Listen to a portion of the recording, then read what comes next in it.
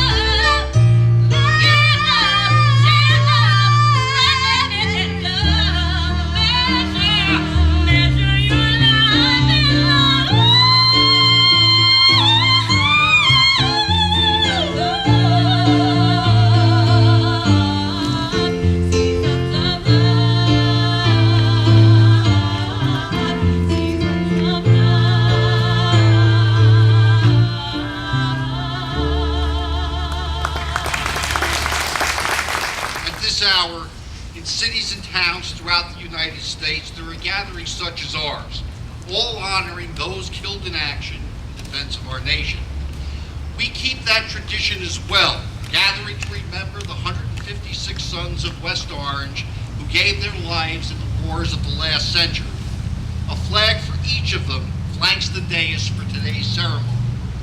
One of them, Corporal James M. Blackstock, will today be posthumously presented the New Jersey Distinguished Service Medal, along with 17 other veterans who survived their combat theater service. For most of them, this will be the first and long overdue public recognition of their military service.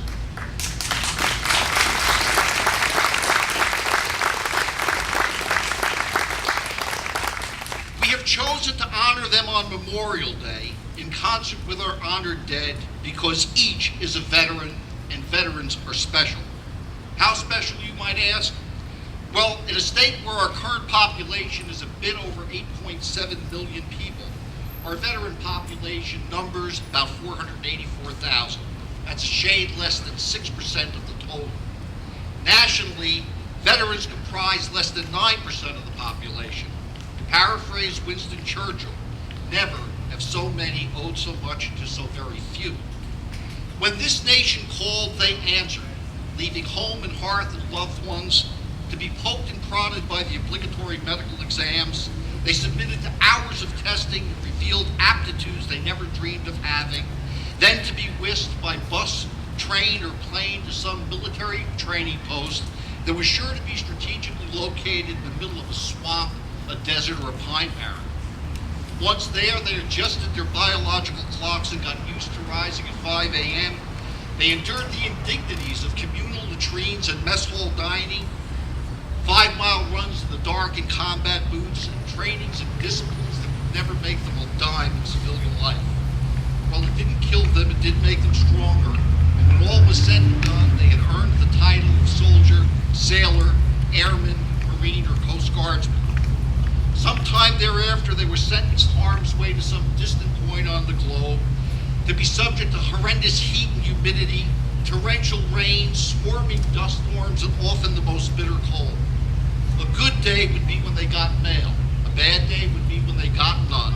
And a care package from home would become the equivalent of Christmas morning, their birthday, and depending upon their war, a date with Betty Grable, Marilyn Monroe, Raquel Welch, Pamela Anderson, or maybe Megan Fox, all rolled into one. Please note that I have not dared suggest who our female veterans might have been lusting after, for like most men, I haven't the foggiest idea what any woman wants. Most often, they would endure long periods of interminable boredom, punctuated by moments of sheer terror, always harboring the nagging suspicion that those in charge didn't know what the hell they were doing. Through it all, relying on the buddies they made and on each other, they prevailed with courage, compassion, and self-sacrifice. And more often than not, they left their mark on history. As a nation and as past and present members of our armed forces, we can take pride in a history of not conquering but disarming, of not subjugating nations but rebuilding them. That is the legacy of which America's veterans can be most proud, and yes, that makes them very special. It has been said that a veteran is someone who, at some point in their lives, signed a blank check payable to the United States of America for an amount up to and including their lives. Please know that freedom is not free, that a bill comes due and must be paid. Sadly, we now face a more loosely and challenging enemy than ever before in our nation's history. But the requirement to have men and women man the walls as sentinels of our freedom endures.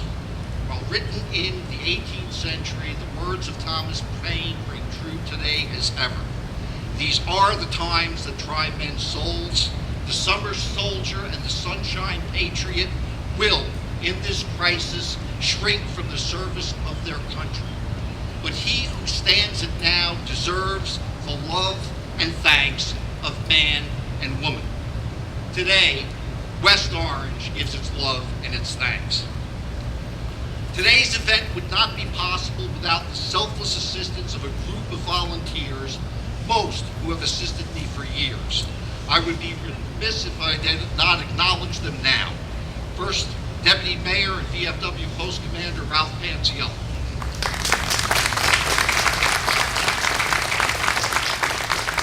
With us for 10 of the last 11 years. He was not here last year because he happened to be serving in a little place called Iraq.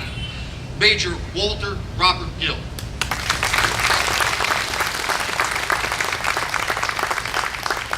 Again, and as I've said before, I cannot say enough about this next gentleman. It continues to be a massive kick to me that this former buck sergeant can pick up the phone and get a brigadier general to answer on the first ring. Brigadier General, retired William John Marshall III.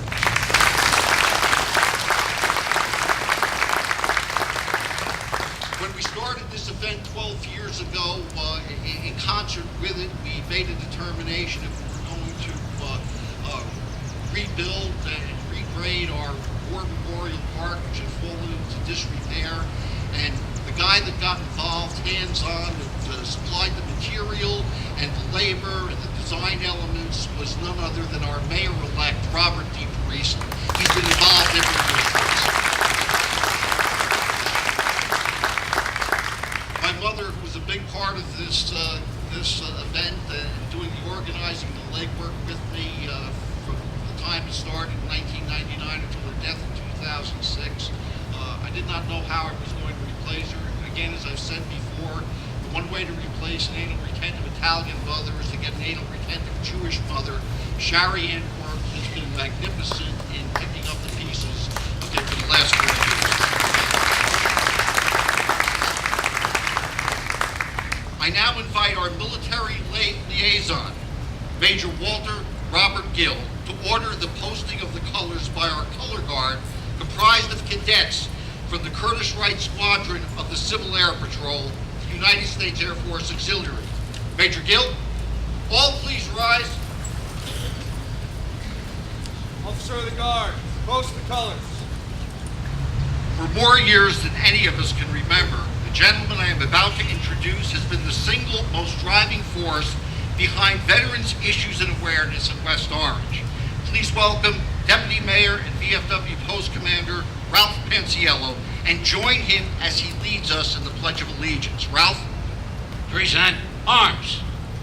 I pledge allegiance to the flag of the United States of America and to the republic for which it stands, one nation, under God, indivisible, and liberty and justice for all. Order, arms. Please remain standing while the West Orange High School Brass Ensemble plays our national anthem. Present arms.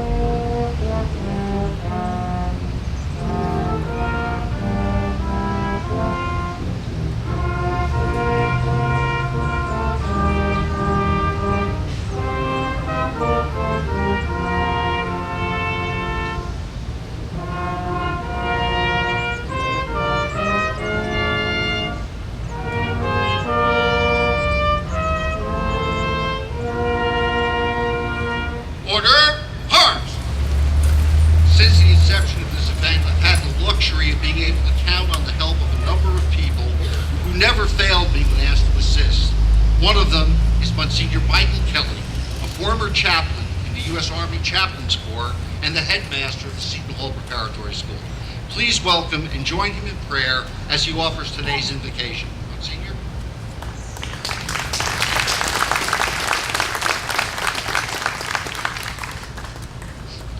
Let us pray. Almighty and merciful God, bless all of our veterans who have served our country so well, those who have laid down their lives, and those who are with us today to be awarded the New Jersey Distinguished Service Medal. Their courage, valor, and leadership have provided protection and safety to our country over a period of 5 wars and other conflicts, so that we may have and continue to esteem freedom, peace, and happiness. May their deaths and their service not be in vain, but increase in all of us the desire and the will to work for justice and peace among all peoples and nations. May we always admire their good deeds and follow their example. We ask this blessing in your holy name. Amen.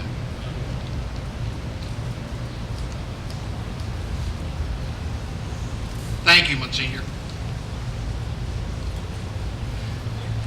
The Memorial Day ceremony, as we have known it for the last dozen years, had its genesis in a trip that John McKeon made to England and France in the fall of 1998. Struck by the honor and respect paid to veterans of those nations in the days leading up to their Remembrance Day, what we know as Veterans Day, he returned home and resolved that West Orange should do no less. This ceremony, which will be the last of his mayoral administration, and the 11 that preceded it, are the instrument of John McKeon's commitment. John will be relinquishing office on July 1st, and I do not know that there will be another public gathering of this size or scope to thank him, not only for his commitment to the township's veterans, but for his years of dedicated and honorable service to the township of West Orange. Please join me in welcoming and heartily applauding the Assemblyman for the 27th Legislative District and the Mayor of New Jersey's most decorated community, John F. McKeon.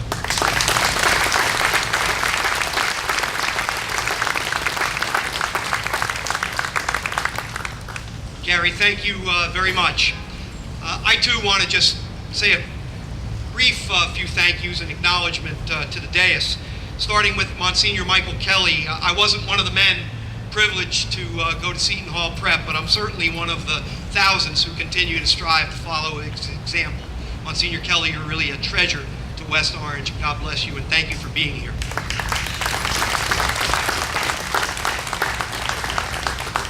My father served under the dad of Brigadier General William Marshall at the fabled Essex Troop. And I think the way things work, Brigadier General, I'm pretty sure the mayor serves under the Brigadier General, so I'm privileged to serve under your tutorship like my dad did with your dad. Thank you. Not many mayors get their own general.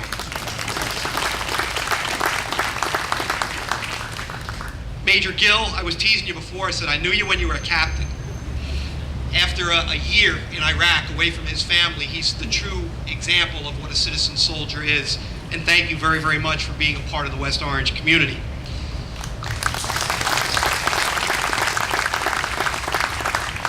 Mayor-elect Parisi, Robert, I know that the veterans and all the wonderful things this community does for them will be in good stead with you, and thank you for your many years of commitment to this program. Along with that are our colleagues on the Township Council, Council President Sue McCartney, Councilman Sal Anderton, whose dad was a recipient as a Korean War veteran of the New Jersey Distinguished Service Medal, Councilman Bernard Barnes, Councilwoman Patty Spango, and Councilman-elect Vic Cirillo. Clearly, all of them are the greatest of friends to military veterans, and we are privileged in this town to have such wonderful public servants. Thank you.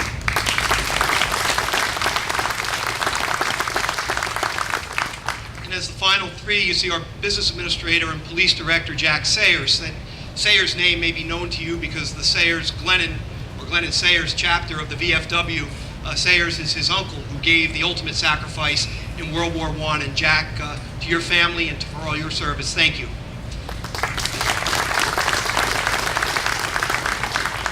Joseph Brennan is not only the surrogate of the County of Essex, not only was he a councilman here for many years, served with dedication, but most significantly and poignant of today is that he's a Vietnam vet and a former recipient of the New Jersey Distinguished Service Medal. Joe Brennan.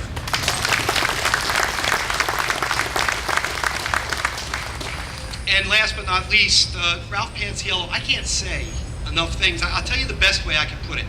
I have the third graders in. Robert will soon be doing this every year to teach them about municipal government. And Deputy Mayor Pansiello is there, and I tell the kids that his salary is exactly $1 a year, and just use him not only as an example of a great military veteran to be venerated, but of a person to emulate as a great volunteer. Our Deputy Mayor and my friend, Ralph Pansiello.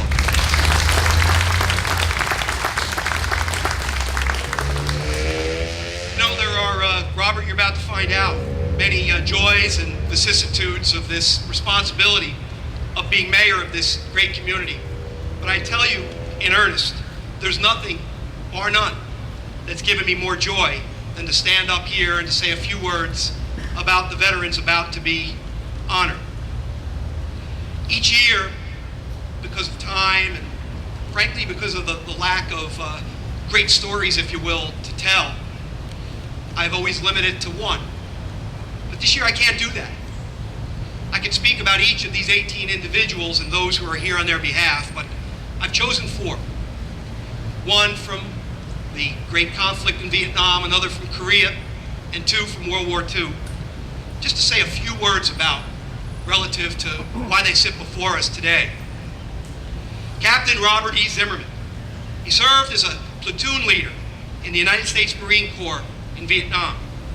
On February 22nd, 1968, during the Tet Offensive in the city of Hue, Captain's brigade was crossing a bridge to get a particular village that was a part of the plan for the day. Some of the brigade got caught on the other side of the bridge. What Captain Zimmerman did was he left his position of relative safety, exposed himself to fire crossing the bridge, and he rallied the Marines that were pinned down. He reorganized the remaining forces, counterattacked, and effectively, the enemy fire allowed the unit to seize what remained of the village, and most significantly, as he preserved those who he led, was able to save many of their lives. For his combat service, Captain Zimmerman was awarded the Silver Star for gallantry, 4 awards of the Purple Heart, the Action Ribbon in Combat, and the Vietnam Cross of Gallantry. Another man to speak of today served in the Korean conflict, Hospitalman Second Class James J. Quinn. He was in the United States Navy. He had served from 46 to 48 because the conflict had somewhat ended. He went on active duty and was summoned up during the Korean conflict. He was assigned as a medic to the U.S. Marine Rifle Corps in Korea. On October 6, 1951, when his company was hit by an observation post, they started to inflict numerous casualties on the unit that he was ultimately responsible for. It's not typical that a medic will rush to the scene. They'll wait for things to quell and then go ahead and provide service. Yet he refused and went right into the middle of the battle. When another round hit in the area, Quinn received multiple and painful injuries, yet in complete disregard for his own welfare, he continued to treat those wounded comrades. Not until everyone was safely evacuated did he accept any aid for himself. He was awarded the Bronze Star, Medal for Valor, and the Purple Heart.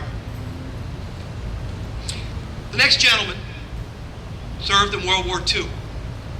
David Trank, for 3 years, was in the United States Army in the Signal Corps. He was in the 95th Infantry. Now, for 1 year, the 95th, when Mr. Trank served, was in combat. For that year in France, 151 days was spent in combat. Think about that. Do the math. Almost every other day, he underwent combat. 1,200 were killed, 5,000 wounded, 60 were taken POWs. Again, do the math. Every day that he served, 20 people were either killed, captured, or wounded. Yet I don't want to make it sound as if this group was just under attack all the time. Well, they were, except for they became known as the Iron Men of Metz. And that's for the town that they liberated and defended so capably. One of their accomplishments was actually capturing 35,000 German POWs. Now, I can't tell you much about David Trank and what he did in the war, frankly, because he didn't talk about it. I can tell you that he won the Bronze Star. I can tell you that he was cited with numerous combat medals. Whether it was too painful to talk about, or perhaps by those who know him best, it's because he was so humble. He was a patriot without pretense. But I didn't want to talk about that part of him. What I wanted to talk about is emblematic of the greatest generation. Education disrupted, he came back to the United States, continued that education at Columbia University, taking courses, delved into the family poultry business, building it in a work ethic that's still legendary. Having passed just several months ago, he was going to work in a snowstorm on the way. He became an owner of world-famous restaurants, and most significantly, he and his lifelong partner, his wife Penny, raised 3 amazing boys who were great successes in their own right. What he did and what that generation did was come back and take advantage of the life that they preserved for us and made what our lives are possible. Now let me talk about the fourth. His name was Corporal James Blackstock, 19-year-old fireman from the town of West Orange. His life, like many, changed on December 1st, or December 7th, 1941, when the Japanese attacked Pearl Harbor. James Blackstock joined the Army. 3 years later, he perished in Germany. I can't tell you the details, other than he died in battle. I can't even share with you where he was buried. He didn't have the opportunity to be married, to have and raise children. And here today is our fire captain, or fire chief, Peach Moraldo, who will accept on behalf of Corporal Blackstock. But he is the person that much of this today is all about. He is one of the 1 million American men and women, sons and daughters of liberty, who gave their lives starting from Lexington to Concord to just a few days ago to the deserts and the mountains of Afghanistan. You know, I thought, and Robert, this is to you, and I hope that you never face this, but I used to think when I was mayor for the first couple of years, what it had been like for the mayor from 1942 up till about 1945. Every spring, the mayor would stand right here, and where everybody sits now, there literally would be hundreds of high school students just graduating from West Orange High. And they would come here with much fanfare with the bands, having led a very carefree life up to that point, march off to war, to grow up in a very difficult way, but for a very noble purpose. And I used to think how lucky I was that I would never have to see that. But then again, everybody's lives changed one more time on September 11th. It's not the same several hundred or even 1,000 young men and women here going off, but make no mistake about it, there's scores of our young people who join and in our harm's way. But in essence, it's also about the citizen soldier. The most compelling goodbye ceremony I ever saw was at the Hazel Cub Pack. One of the dads was saying goodbye not only to his 8-year-old son, but all the other 8-year-olds as he went off to Iraq. Think of what you're going to do today, whatever this day may bring, and think about, regardless of how old you are, the people in the National Guard and the Reserve, how they've just put their entire lives on hold to serve us. And then know why. Why should we all be saying thank you? You know, West Orange might be the New Jersey's most decorated community, but let me let you in on a little secret. There's nothing that unique about us. There are many who fought and served from Orange, from Livingston, from any town you could name in Essex, any town you could name in this great state or in this great nation, as their sons and daughters of liberty serving us. They always have, and they continue, thank God, into the future. But I think the difference that West Orange holds is the fact that we take the time to say thank you. It goes beyond this ceremony where it's been a wonderful time, notwithstanding the heat, for the 318 who stood and are so decorated in front of their family and friends.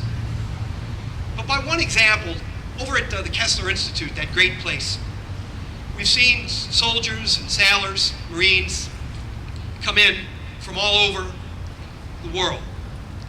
And they've come in a way injured to the point of trying to get back some level of a quality of life so they can continue on. And thrust in the middle of that are their family members, in most instances with no means. Yet most recently, the Elks Club, although rich in character, not rich in dollars, and the West Orange Firemen raised money for them and for those families, and most importantly, befriended them. I can't tell you how many student groups, how many community-based organizations, faith-based organizations have pulled together to bring together packages, dollars, answering emails, writing letters. I am so proud of all of you.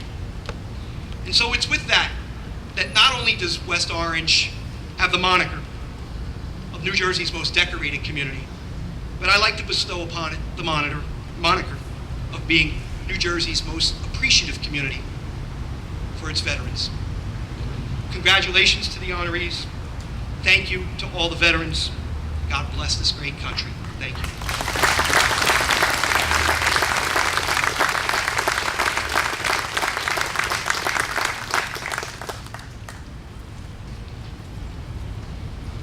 Before I continue, just to pick up on one of Mayor McKeon's remarks, this is a new world that we find ourselves in since September 11th, and West Orange has been very much involved in the global war on terror since that time. Excuse me. West Orange has been intimately involved in the global war on terror since that time. If you look over your shoulder, you're going to see a couple pieces of equipment and, I guess about 20 of West Orange's bravest, West Orange Fire Department. Not only did these folks respond to ground zero within hours of the Trade Center falling and provided vital services in that crisis for the next 8 to 10 days, what these men and women of that department have done since has been truly amazing. The support that they have given to traumatic brain injured soldiers at Kessler Institute under the leadership of Dante Corvelli and Mickey Wagner has been absolutely amazing. A round of applause for the West Orange Fire Department.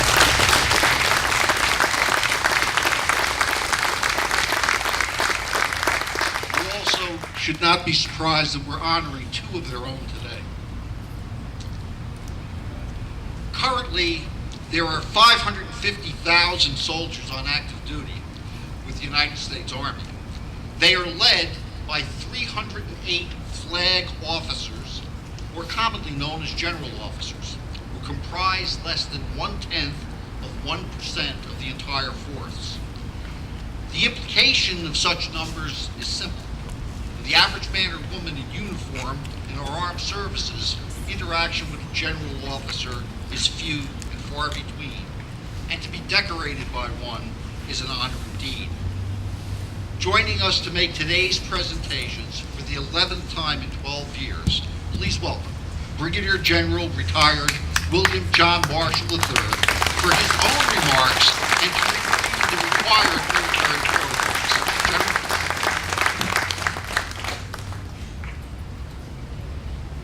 They, of course, edit this.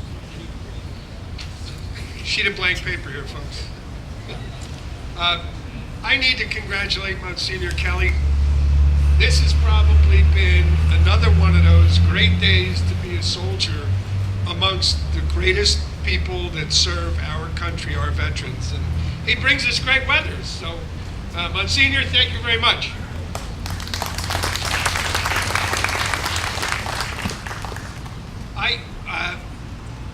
It's like my second home, West Orange. If you go by 1315 Pleasant Valley Way, I spent a great deal of my career there. And my dad was the last regimental commander. As Mayor McKeon mentioned, he was the final commander of the 102nd Armored Cavalry Regiment, the Essex Troop, which was housed in that building. Today in the audience, there's several Essex troopers, but the former president of the troop and one of West Orange's own, Ronnie Fay, and his wife Betty, and the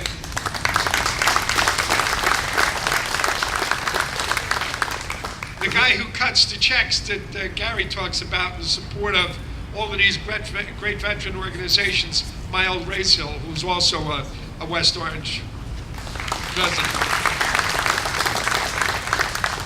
As Gary said, in order to make this an official ceremony, there has to be a senior member of the military here. So I'm here because the Adjutant General, Major General Glenn K. Reed, said it was okay. So again, it's my pleasure to be with you today. The New Jersey Distinguished Service Medal was created in 1856, and it was revised in 1924 to actually bring it in line with the laws of the state of New Jersey and of the federal government. In 1988, Governor Thomas Keene brought it back into vogue when he signed into public law an administrative code and enabled him as the governor to, through the Adjutant General, to be able to award this decoration. And it supplements any federal decorations individuals might have. The quote is, "And in time of war or national emergency service was cited for especially meritorious service by federal authority." So when we honor our veterans, it's not only to pay them homage for what they've done in the federal government, it's what they did for the great state of New Jersey. And again, Tom Brokaw talks about the greatest generation, those folks that fought in World War II. And while I won't take issue with that, I would say that any man or woman who volunteers selflessly to put themselves in harm's way is the greatest generation. And we're going to honor some of them here today.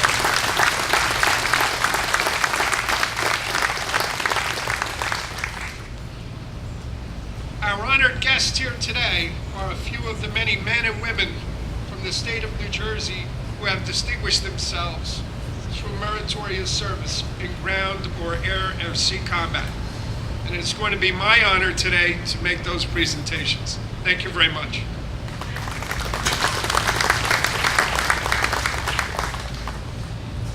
Mayor McKeon, would you please return to the podium to announce the recipients?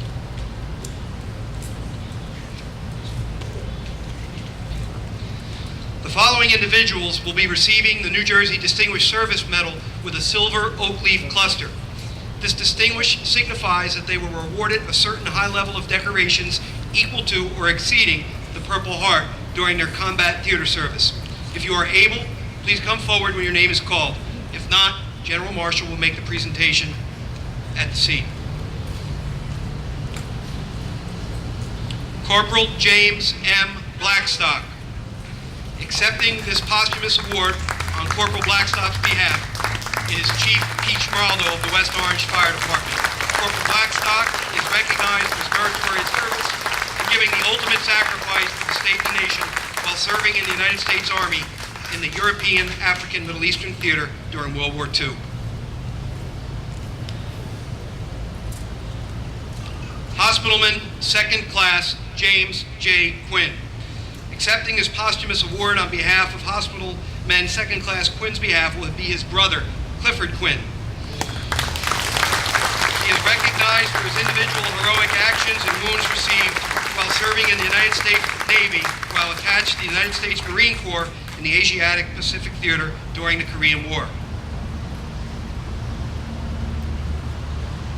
I note that his brother Cliff, that you see now, is a previous recipient of the New Jersey Distinguished Service Medal and a past commander of District 4 for the VFW of New Jersey. Welcome, Cliff, as always. Captain Robert E. Zimmerman. Captain Zimmerman is recognized for his individual heroic actions and wounds received while in the United States Marine Corps in the Southeast Asiatic Theater of War during Vietnam. As a recipient of the Silver Star Medal and 4 awards of the Purple Heart, Captain Zimmerman is the most decorated of today's honorees. He'll also be receiving, of course, New Jersey's Vietnam Service Medal. Captain Zimmerman.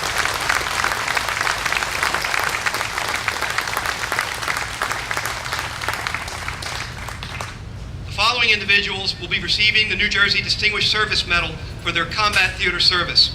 If you're able, once again, gentlemen, when your name's called, please come to the podium. If not, General Marshall will make the presentation. Technician, 5th grade, Richard C. Brown.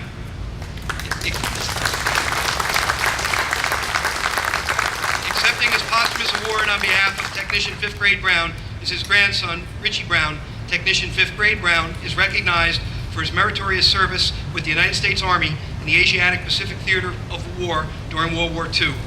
Note that following his military service, Technician 5th grade Brown continued his public service until his retirement as an officer within the West Orange Police Department.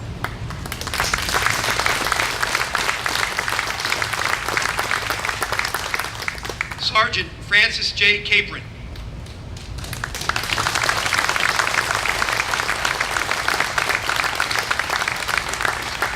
Sergeant Capron is recognized for his meritorious service with the United States Army in the Asiatic Pacific Theater during the Korean War. Sergeant Capron is also receiving the state of New Jersey's Korean Service Medal. For those of you who don't know, and I can't imagine who doesn't, that red shirt is on for a reason. Following his military service, Sergeant Capron continued his public service with the West Orange Fire Department, retiring as its chief after 40 years of service.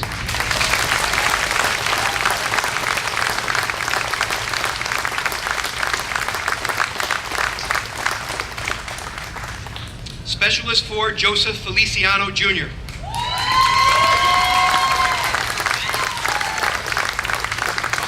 Specialist 4, Feliciano is recognized for his meritorious service with the United States Army while serving in the Southeast Asiatic Theater during the Vietnam War.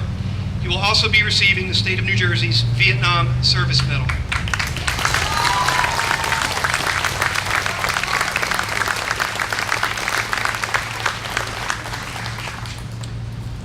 Machinist Mate, 3rd Class, Dominic R. Fula. Accepting his posthumous award on behalf of Motor Machinist Mate, 3rd Class, Mate 3rd, Class Fula's son, is his son, Captain Matthew Fula of the West Orange Police Department. Motor Machinist Mate, 3rd Class, Fula is recognized for his meritorious service in the United States Navy while serving in the Asiatic Pacific Theater and European, African, Middle Eastern Theater during World War II.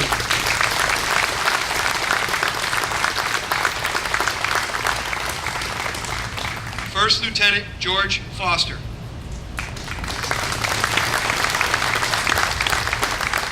Sadly, I have to report to you that this award is on behalf of First Lieutenant Foster, who just passed away last week, is being accepted by his son, Greg Foster. First Lieutenant Foster is recognized for his meritorious service with the United States Marine Corps while serving in the Asiatic Pacific Theater during World War II.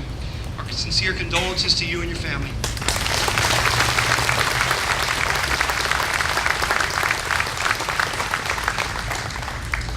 Technician, 5th grade, Albert C. Guadagno.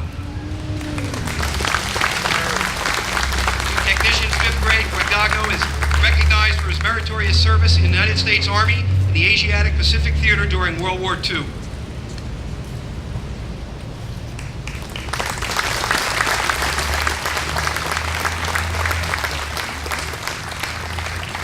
Pharmacist Mate, 3rd Class, Aaron M. Kaplan. Accepting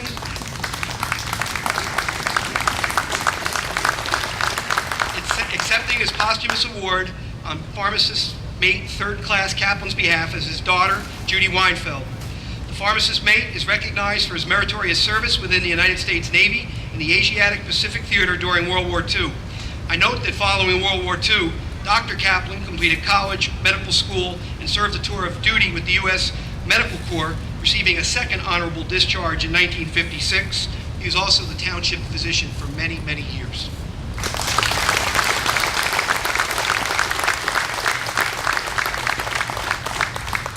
Technician, 5th grade, Seymour Moskowitz.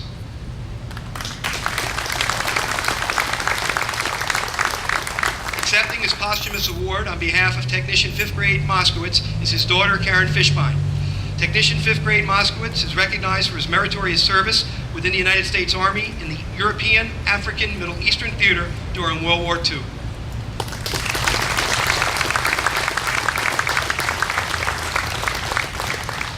Technician, 3rd grade, Newton Moss. Accepting his posthumous award on Technician 3rd grade Moss's behalf is his daughter, Karen Morano. Technician 3rd Class Moss is recognized for his meritorious service with the United States Army in the European, African, Middle Eastern Theater during World War II.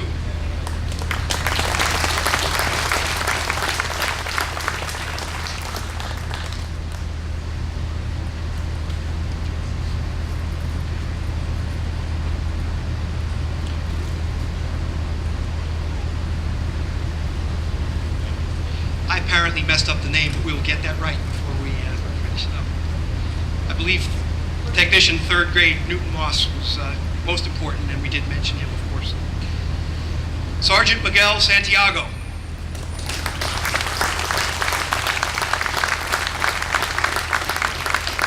Sergeant Santiago is recognized for his meritorious service with the United States Army while serving in the Southwest Asiatic Theater during Operation Enduring Freedom.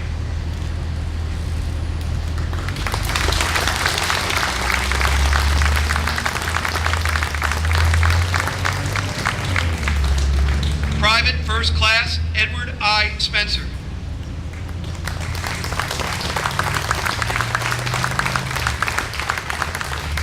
Private 1st Class Spencer is recognized for his meritorious service with the United States Army in the European, African, Middle Eastern Theater during World War II.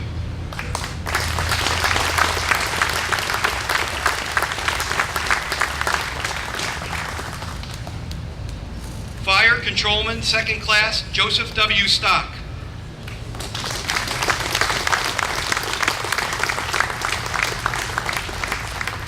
Accepting his posthumous award on behalf of Fire Controlman 2nd Class Stock is his son, Robert J. Stock.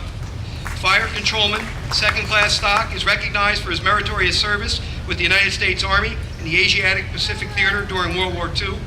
And the son, like his father, has served, retiring from our police force several years ago.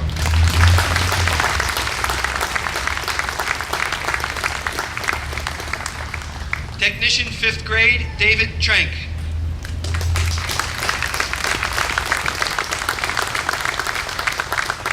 Accepting his posthumous award on behalf of Technician 5th grade Trank is his wife, Penny Trank. Technician 5th grade Trank is awarded for his meritorious service with the United States Army in the European, African, Middle Eastern Theater during World War II.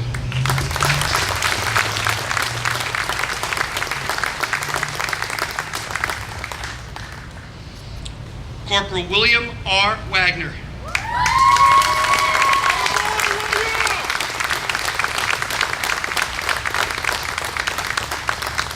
Corporal William R. Wagner is recognized for his meritorious service in the United States Marine Corps while serving in the Southwest Asiatic Theater during Operation Enduring Freedom.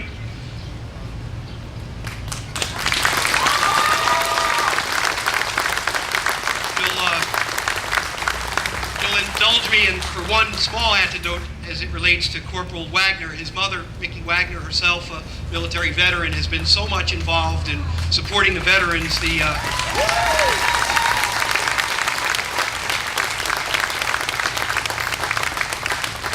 Only like a mom could tell the story. Corporal William was about to come home from Iraq and Afghanistan and decided to remain and miss Thanksgiving and Christmas home so others could get back here. We're so proud of him.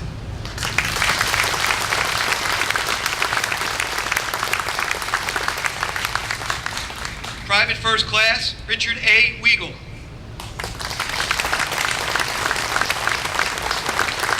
Accepting his posthumous award on behalf of Private First Class Weigel is his wife, Jean Weigel.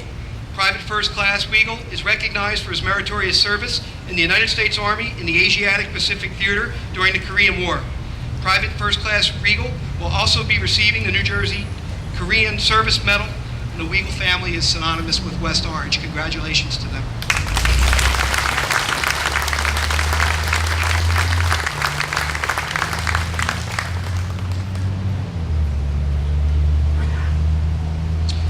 I think you all know the story, having heard it both from Mr. Englert and I.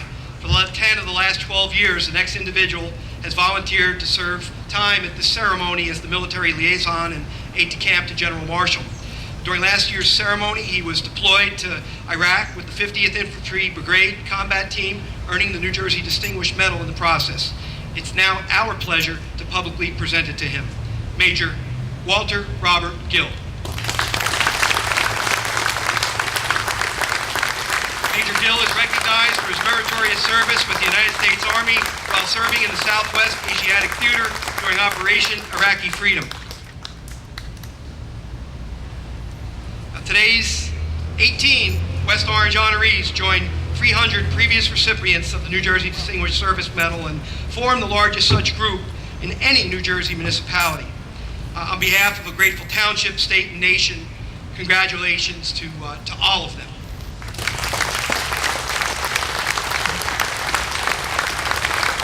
Please join me in thanking the veteran's veteran, Gary Englert.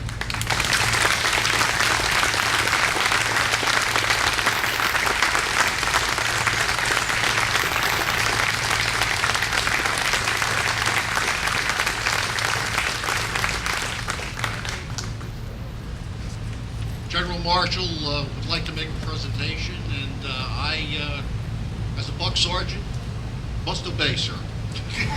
Having been a buck sergeant twice in my career, Mayor, on behalf of all of the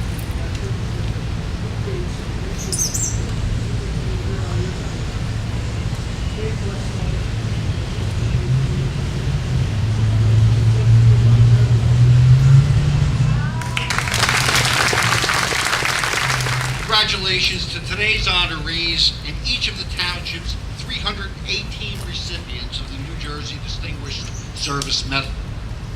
The term Gold Star Mother traces its roots to what was common practice during World War II. At the time, it was customary for any household with someone then in the armed services to display a placard or flag in a front window containing a blue star for each member in the service. Conversely, if that family had lost a loved one in action, a gold star would be displayed. Hence the term Gold Star Mother designates one who has lost a child in battle to this day. The last of our resident Gold Star mothers, Eileen McGuire, who was a faithful attendee of these ceremonies for most of her lives, passed away in 2000. In her name, and in that of all the other mothers who have suffered such a loss, and in the fervent hope that there should never be another, I now invite the members of our Township Council and Councilman-elect Cirillo to place the wreaths at the monuments to our honored dead.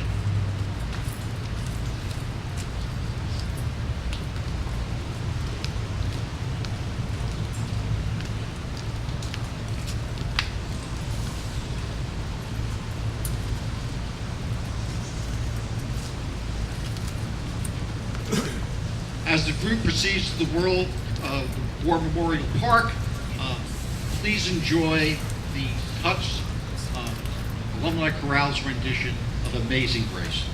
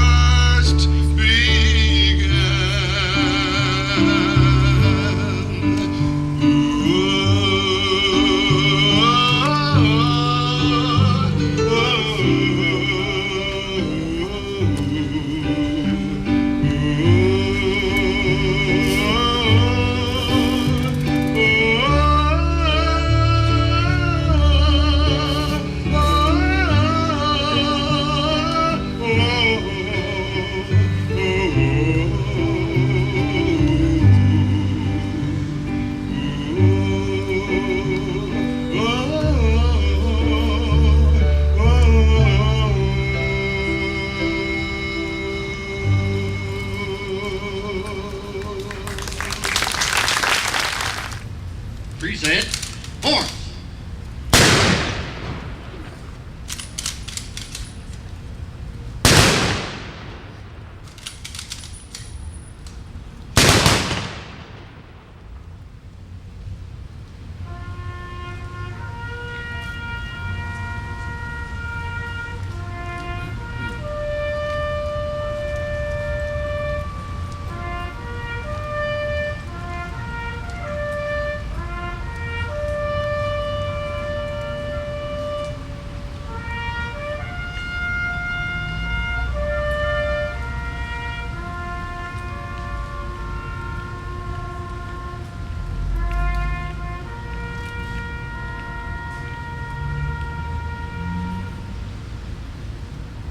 Order. Arms. I now invite Monsignor Kelly to return to the podium and offer the benediction.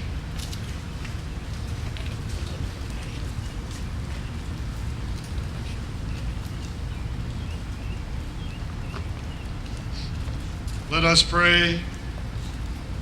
Heavenly Father, we commend to your gracious and protective care and benevolent keeping all of our veterans and all the members of our armed forces at home and abroad.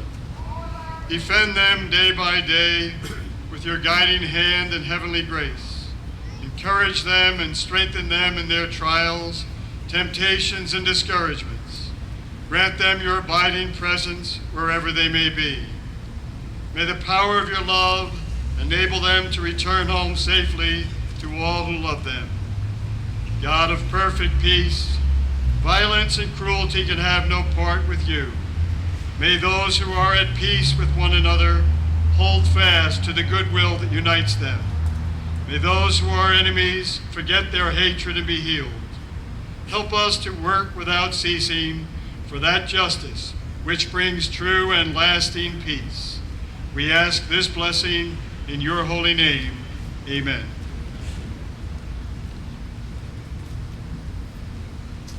Thank you, Monsignor. Major Gill, would you please order the colors retired? Officer of the guard, retire the colors.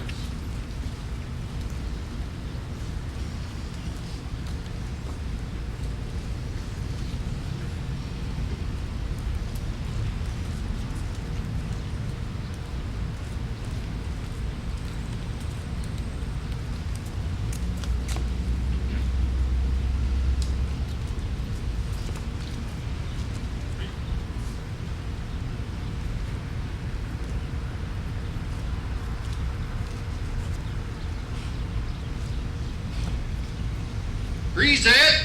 Arms.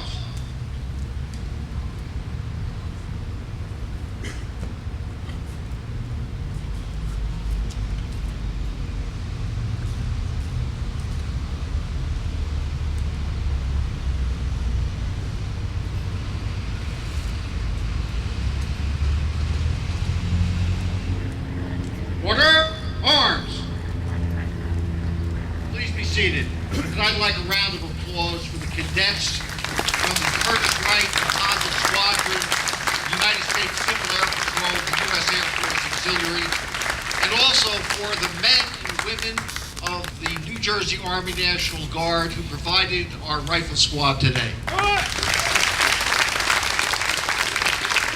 Weapons used by the National Guard Rifle Squad in today's ceremony are 1903 Springfield rifles, owned by VFW Post 376. They saw service in World War I, World War II, and the Korean War. And again, another round of applause for them all.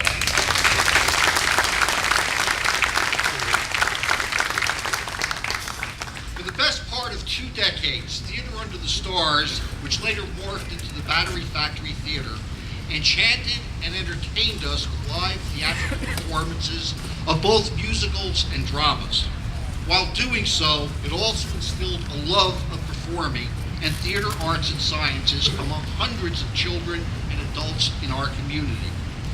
It is also one of the eternal paradoxes of war that it is nothing less than love that enables man to survive it. Love of life, love of one comrades in arms, to return to the arms of loved ones, and not incidentally, the love of country.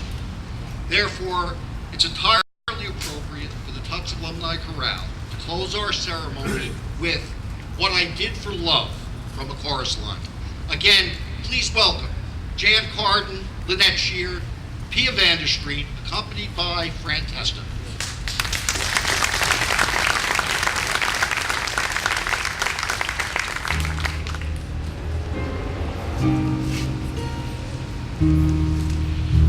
Kiss today goodbye,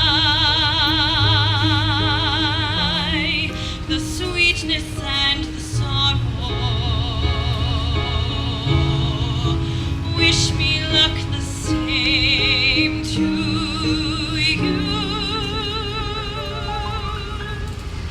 but I can't forget what I did for love.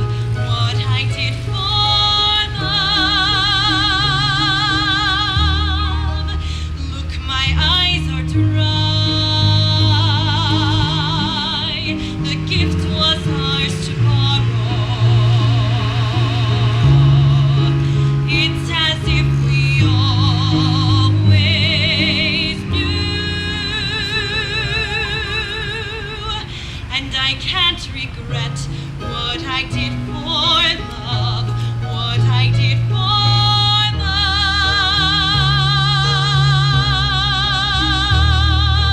Gone, love is never gone as we travel on. Love's what we'll remember. Kiss today goodbye and point me toward tomorrow. We did what we had to do. Won't forget, can't regret what I did for love. What I did for love. What I did for love. Love is never gone as we travel on. Love's what we'll remember. Kiss today goodbye and point me toward tomorrow. We did what we had to do. Won't forget, can't regret what I did for love. What I did for love. What I did for love. What I did for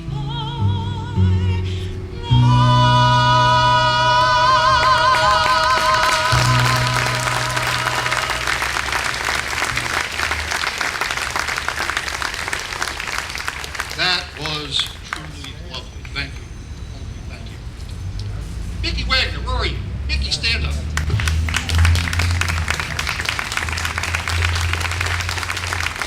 I have never, before meeting Mickey, ever thought of a Marine as being pretty. There you are.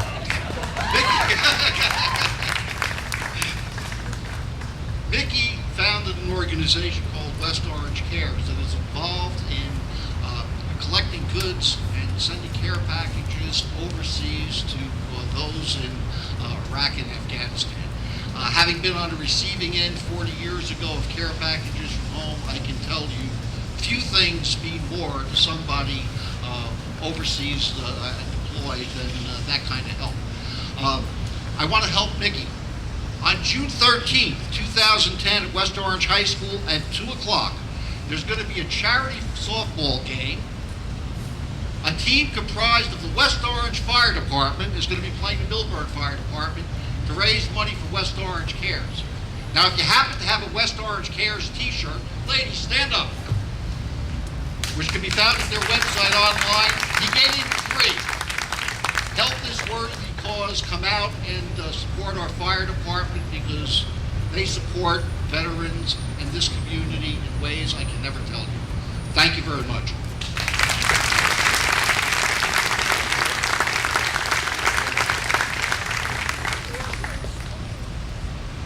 I will leave you all with what for me has become a personal mantra.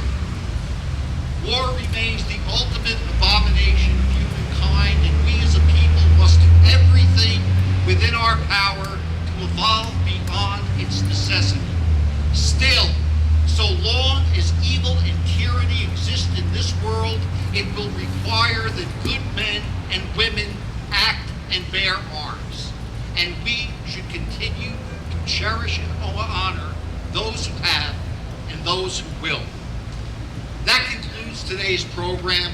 On behalf of the Township of West Orange and its veterans, I thank you for coming.